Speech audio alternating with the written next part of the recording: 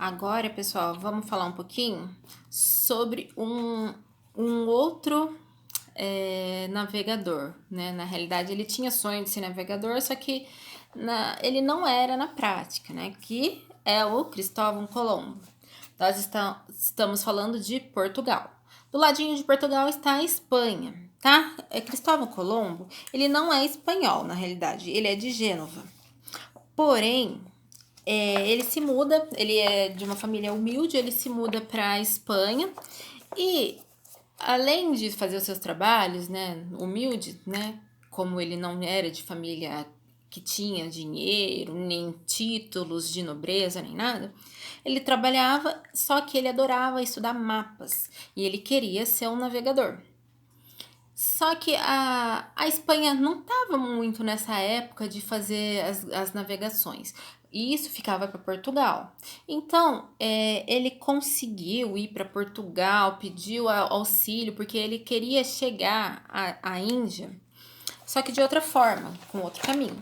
Só que os portugueses não deram ouvido a ele, né? E daí, o que ele faz? Ele volta à Espanha, pede apoio dos espanhóis e os espanhóis também não dão ouvido, então ele não consegue, de fato, fazer a sua expedição, tá? Pelo Atlântico.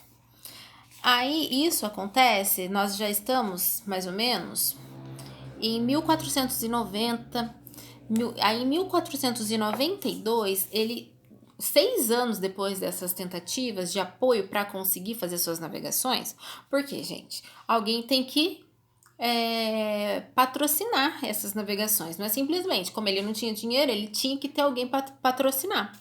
E ninguém queria patrocinar. Aí, 6 anos depois, ele volta à corte espanhola.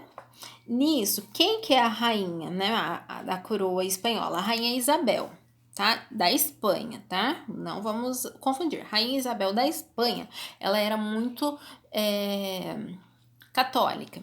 Então, ele mostra todo o seu projeto, explica para ela. Porém, ele sabe que ela é muito religiosa. Então, ele coloca como se a expedição dele tivesse um cunho religioso. E aí a rainha apoia a expedição dele, tá? Então, em 1492, Colombo parte com 3 navios que garantiu, e ele dá como garantia que iria chegar à Índia em 30 dias, tá? 30 dias. Lembra que os outros demoraram quanto tempo?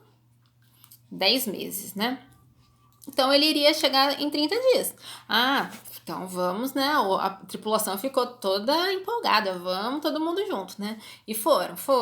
E passou 30 dias, passou agosto, passou setembro e nada de terra à vista. Nada. Já pensou? Você tá no mar, assim, você não tem pra onde fugir? Já estavam acabando os mantimentos, né? A comida já estava acabando, porque se eles saíram pra chegar em terra em 30 dias e nada de terra, como que eles iriam fazer, né? Já estavam desesperados. Aí, o que o Colombo pensa? Tem o diário de bordo. Ele ia registrando nesse diário tudo o que ia acontecendo. Ele começa a registrar com datas erradas, tá? Para a tripulação pensar que não faz tanto tempo que nós estamos a bordo. Então ele começa a registrar, a gente tá há muito tempo aqui porque os ventos parece que é mais tempo, mas não tem nada a ver, né? Ele passava essa informação para a sua tripulação para não ter tanto desespero, né? Mas eles já sabiam que se o mantimento estava acabando e não tava certo. Aí tá bom. Vamos continuar. Essa tripulação estava basicamente perdida no Atlântico. E elas não sabiam para onde estava indo. E depois de um pouquinho mais de 2 meses, eles, já desanimados, achando que ia morrer de fome ou ia ficar perdido para sempre no oceano, um tripulante olha e vê uma porção de terra e grita: terra à vista! Aí foi festa, todo mundo ficou feliz. Chegamos ao Oriente, chegamos à Índia, né? Em 2 meses, muito menos do que a outra expedição. Legal, chegamos. Aí, aqui, gente, se vocês tiverem um livro, é na página 39, tá? Novo Mundo ou Falsa Índia? Vocês já ouviram falar disso? Que Eles chegaram nessa porção de terra achando que tinha chego à Índia. Mas não, eles não estavam na Índia. Ó. A tripulação havia chego em uma ilha nas Antilhas, na América Central. Gente, eles não estavam daquele lado do continente, né? Não estava para lá. Eles estavam mais para cá, na nossa América, sabe? América Central. Nós estamos na América do Sul, né? E eles estavam no meio, na América Central. Eles tinham errado o caminho. Chegaram à falsa Índia, né? Então, América Central.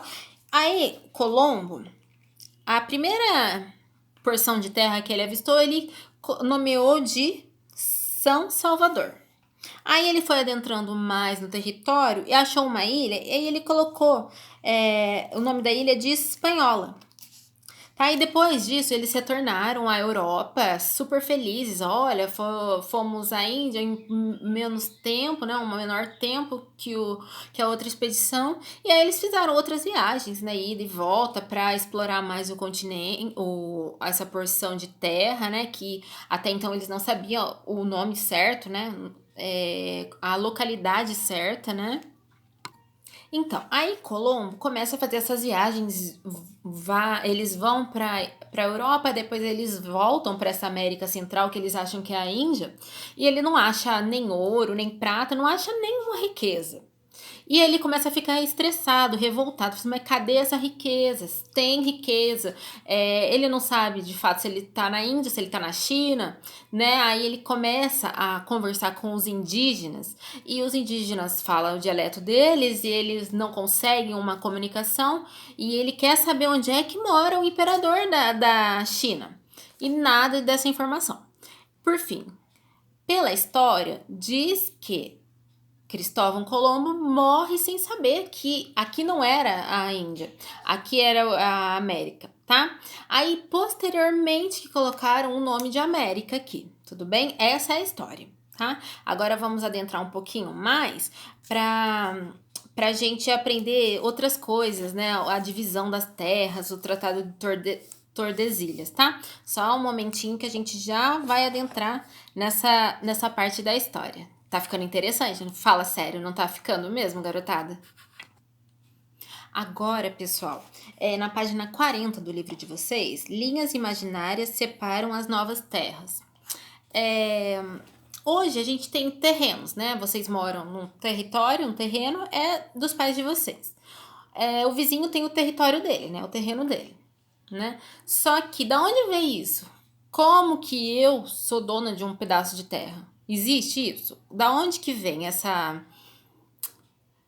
como que a gente vai saber de quem que é um determinado território, tá? Aqui... Desculpa.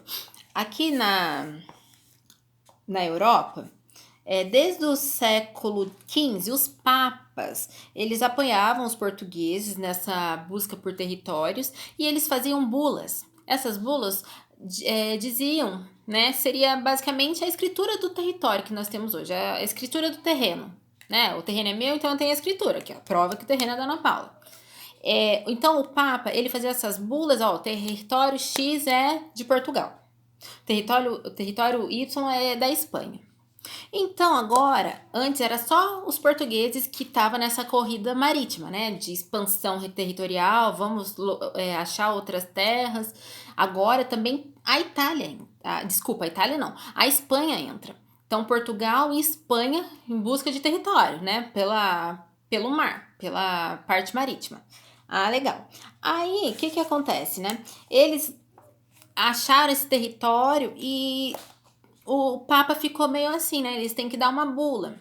Colocaram na bula que o território, ele passou uma linha imaginária, né? Que uma determinada porção é da Espanha, uma determinada porção é de Portugal. Só que essa porção estava relativamente, basicamente igual, né? E o rei de Portugal não ficou satisfeito. Então, começa a ter as brigas por território e o rei de Portugal faz até que tem o decreto, né, que tem o Tratado de Tordesilhas. Eu vou pedir para vocês pesquisarem, então nem vou adentrar muito, mas o Tratado de Tordesilhas, pessoal, prestem atenção. Eu vou ler aqui, mas aí eu quero que vocês façam uma pesquisa, tá? Depois eu vou pedir certinho escrito, tudo, então fiquem tranquilos que eu vou escrever para vocês o que é para vocês pesquisarem. Segundo o Tratado de Tordesilhas, a linha que dividia as terras entre os dois reinos, Portugal e Espanha, passava a ficar a 370 léguas, cerca de 2 quilômetros a oeste do Cabo Verde. Aí o rei de Portugal ficou satisfeito, que ele ia ter muito mais porção de terra do que o rei da Espanha, né? Tá. Aí o que acontece? Depois disso, lembra do Bartolomeu Dias? Que foi o segundo, né? Primeiro foi o Marco Polo, depois Bartolomeu Dias, depois veio o Vasco da Gama. Em 1500, Bartolomeu Dias comanda um dos navios da esquadra de Pedro Álvares Cabral. Haha, chegamos em Pedro Álvares Cabral. Nunca esqueça, Pedro Álvares Cabral. Esse nome é da história, gente. A gente nunca pode esquecer. Pedro Álvares Cabral, ele era líder da esquadra que iria vir e chegaria ao Brasil. Então, o Bartolomeu Dias, como ele tinha bastante experiência, né, nessa parte marítima, ele ficou responsável por uma desse navio, tá? Da excursão de Pedro Álvares Cabral. Só que dizem na história, né, que na realidade, o Bartolomeu Dias tinha muito mais experiência do que Pedro Álvares Cabral. Quem comandou de fato essa excursão, essa expedição que chegou até o Brasil, foi como que chama? O Bartolomeu Dias, né? E não o Pedro Álvares Cabral. Mas enfim, o que conta na história que a gente sempre repete, não pode esquecer, é quem descobriu o Brasil? Pedro Álvares Cabral, tá? 1500, tudo bem? Não vamos esquecer até aí. Tá, como que isso acontece? Eles estavam seguindo para o Oriente, desviou para o Oeste e chegaram às terras que tempos depois nós, né, chamamos até hoje de Brasil. Alguns dizem que Bartolomeu era o verdadeiro comandante da frota, pois Cabral conhecia muito pouco do segredo dos mares, tá bom? Então, vamos pensar, de fato, quem é que estava lá, né, na liderança dessa expedição que veio para o Brasil. Uma coisa interessante, gente, vocês já viram que eu adoro essas curiosidades, né, de história. A viagem que eles fizeram para a Índia, né, a esquadra foi surpreendida por uma forte tempestade no Cabo da Boa Esperança. Lembra? O Cabo das Tormentas? Que depois teve esse nome por causa da primeira expedição que ele conseguiu passar o Cabo das Tormentas e colocaram o nome de Cabo de Boa Esperança. Então, com essas tempestades que teve nesse local, o Bartolomeu Dias, coitado, ele morreu no cabo que ficou famoso com o nome, né, de Cabo das Tormentas, porque ele conseguiu ultrapassar, tá? Curiosidade aí, tá bom? Espero que vocês tenham entendido. Eu vou pedir agora uns exercícios para vocês, tá? Fiquem tranquilos, porque eu vou escrever certinho o que eu quero que vocês façam para mim no caderno de vocês, tá? Não precisa ser folha separada, não. Essa atividade é no caderno de vocês, tudo bem? Qualquer dúvida, pessoal, anotem aí. Depois, quando a gente voltar, vocês perguntam, tá? Espero que vocês tenham gostado. Olha, história é a melhor matéria, hein? Tudo de bom para vocês.